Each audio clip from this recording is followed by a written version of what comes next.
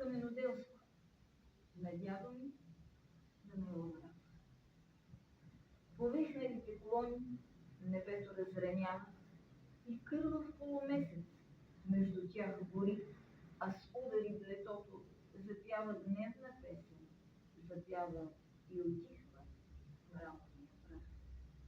Надига се и секва лавина от въпроси и погледи с мълчани са отговори. Трошинки сме в безкрая и вятърът ни пуска. Вятърът ни удря и удря за ни. Но тежките отлитат, а леките потуват.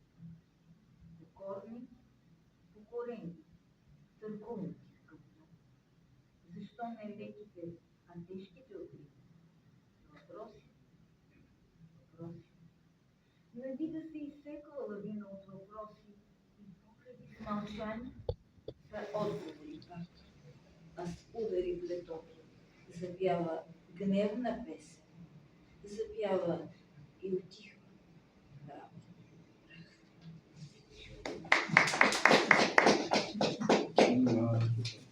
Още нещо? Кой да я купи, ако прочете всичко? Айде сега. Още едно.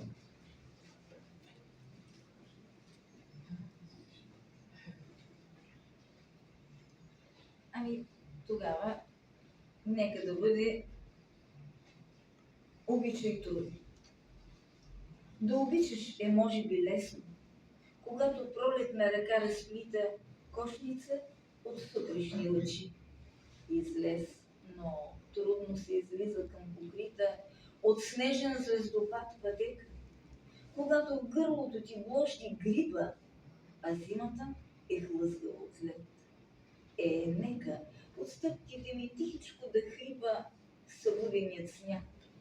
Така и любовта се буди посред зима, за да е жилава и жива в топлите сезони. Ако тогава се потруди някой от зимния ти сън да я изтри.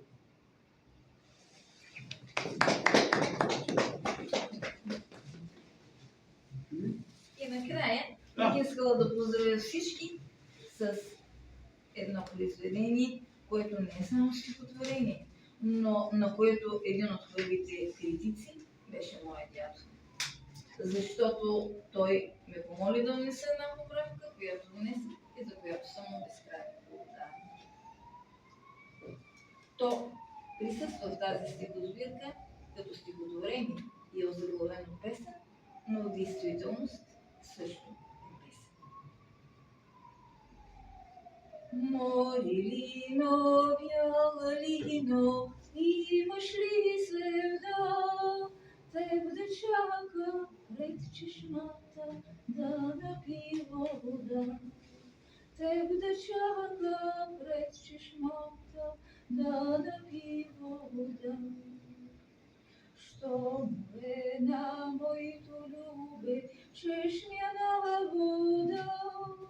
Вели длани самодивски пие той вода. Вели длани самодивски пие той вода. Всяка му малина моде буде и взема. Цял живот лилино моме ще стоиш мома. Цял живот лилино моме ще стоиш мома. Моето любе, друга люби, милва го сега. Моето любе, сватба вдига с мократа земя. Моето любе, сватба вдига с мократа земя.